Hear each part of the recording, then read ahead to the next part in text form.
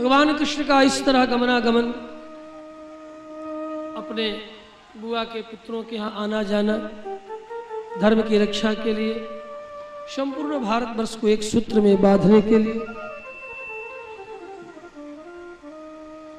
जहां तहां जो धर्म के भक्षक जन्म ले लिए जदुवंश में, उन जदुवंश में जन्म लिए हुए धर्म के भक्षकों को सदा सदा के लिए नष्ट करने के लिए,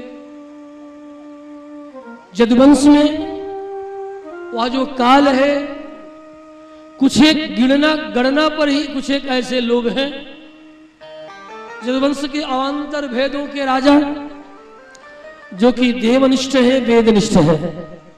अन्यथा देव विरोधी जदुवंश द्वापर में हो चुका था, विप्र विरोधी हो चुका था, वेद विरोधी हो चुका था। कृष्ण और कुछ एक लोगों का नाम लेकर के मैं वेदानुरोधी कह सकता हूं, नहीं तो कृष्ण का मामा का वंश स्वतः वेद विरोधी हो चुका था, देव विरोधी हो चुका था, विप्र विरोधी हो चुका था। मामा की मामियों का, मामा की पत्नी अर्थात कृष्ण की मामियों का बाप, कृष्ण के मामियों का बाप भी देव विरोधी था, विप्र विरोधी था, धर्म विरोधी था। नाम क्या था? जरासंध। कौन है? जदुवंशी है। भगवान कृष्ण के बुआ जो दमघोष से ब्याही गई, अपनी बुआ 7 बहनें थी, एक दमघोष से ब्याही गई थी। दमघोष का पुत्र चेदी नरेंद्र दमघोष का पुत्र शिशुपाल, वो भी बुआ का बेटा है। शिशुपाल भी देव विरोधी, विप्र विरोधी, संत विरोधी था। मैं तुम्हें जदुवंश में देव विरोधी, विप्र विरोधी और संत विरोधियों का नाम गिना रहा हूं। और सुनो, उस समय का कैकेय नरेश, संतर्दनाद भी देव विरोधी, विप्र विरोधी, कृष्ण की आज्ञा का अनुसरण नहीं करने वाला। मैं बहुत ही जिम्मेवारी से वर्णन करता हूं इतिहास को, जिसका वर्णन महाभारत में किया गया है, गैर जिम्मेवारी से नहीं। मैं कुछ एक कृष्ण और कृष्ण के नाना, ये देव पक्षपाती थे, विप्र पक्षपाती थे, वैदिक थे। उग्रसेन का पुत्र धोखे से उग्रसेन का पुत्र बन गया कंस। ये उग्रसेन का पुत्र नहीं था, ये धोखे से उग्रसेन की पत्नी के साथ धोखा करके एक द्रुमिल नामक यक्ष उग्रसेन की पत्नी से एक पुत्र को जन्माता है, जिसका नाम पड़ा कंस। महाभारत के खील पर हरिवंश में वर्णन किया गया है। जब रैवतक पर्वत पर उग्रसेन की पत्नी ऋतुमती थी, भ्रमण कर रही थी अपने सखियों के साथ, उस समय द्रुमिल नामक यक्ष आकाश में विमान से भ्रमण कर रहा था। देखो, ऋतुमती नारियों को क्यों नहीं घूमना चाहिए, उसका एक दृष्टांत महाभारत से दे रहा हूं। घूमने का परिणाम क्या हुआ? वर्ण संकर संतान जन्म लिया। कौन? कंस। द्रुमिल ने देखा, मोहित हो गया, विमान नीचे उतारा, उग्रसेन का रूप धारण किया और कहने लगा, ओ भामिनी, ये ही, ओ बरोर, ओ सुंदरी, इधर आओ। भ्रम हो गया उग्रसेन की पत्नी को कि मेरे पति उग्रसेन ही है। इनके भीतर भी कामज्वर था। सम्मेलन हुआ, भार अधिक होने के कारण उग्रसेन की पत्नी पहचान गई, ये मेरा पति नहीं है, कोई राक्षस है जिसने छल करके मेरे साथ संयोग की प्राप्ति किया है, मैं इसे साप दूंगी। ऐसा जब उग्रसेन की पत्नी ने कहा तो द्रुमिल ने कहा कि मुझे साप मत दो, तुम्हारे पेट से एक ऐसा महाप्रतापी वीर जन्म लेगा जिसके कारण तू अमर बन जाएगी। इस लोभ में उग्रसेन की पत्नी ने चाह करके भी वीर पुत्र जन्म लेगा, इस लोभ में उग्रसेन की पत्नी ने इस बात को छिपा दी। तो आप कहोगे कि आप कैसे जाने बाबा?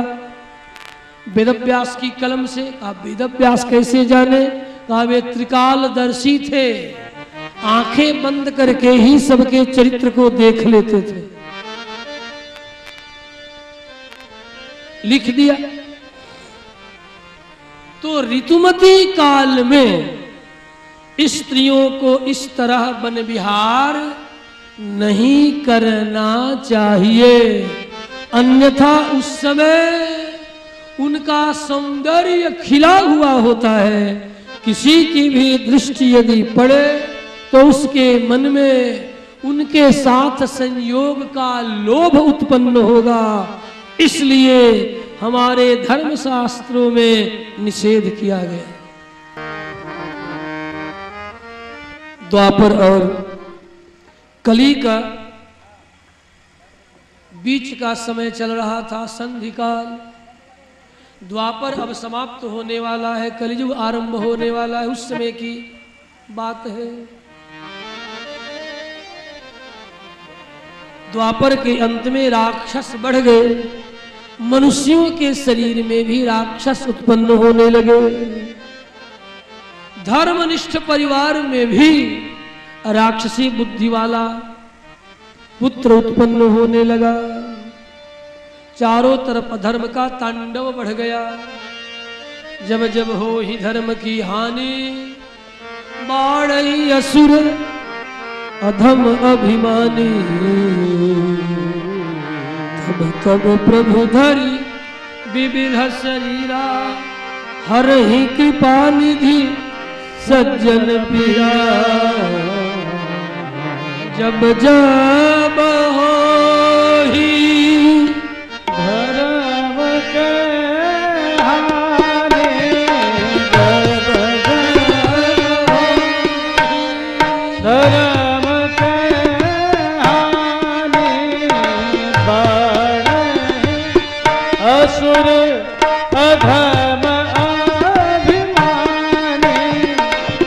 तब तब धरि प्रभु विविध शरीरा, तब तब धरि प्रभु विविध शरीरा।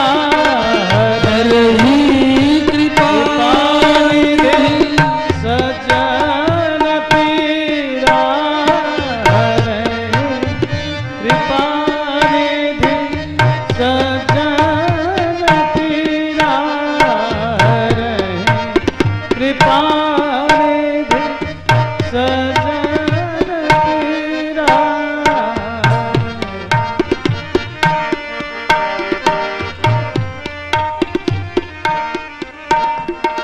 हरहि कृपा।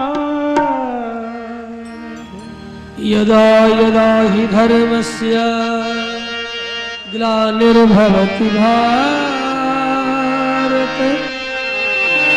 अभ्युत्थानम् अधर्मस्य तदात्मानं सृजाम्यहम्।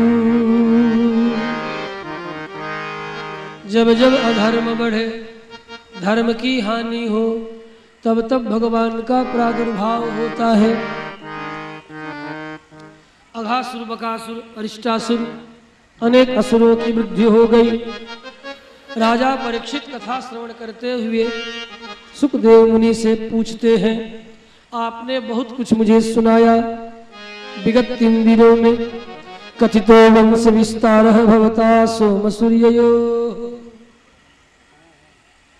राज्ञां च भयवंश्यानां चरितम परम अद्भुतम। परम अद्भुत अद्भुत आपने चरित्र और दृष्टांत सुनाया। मैंने सुना है कि जदु बड़े ही धर्मशील थे, मुनियों के समान थे। उनके कुल में साक्षात भगवान विष्णु कृष्णावतार लेकर के अवतीर्ण हुए। जो कि हमारे पितामह के मित्र भी थे, उनके साथ मैत्री भी थी और संबंध भी था।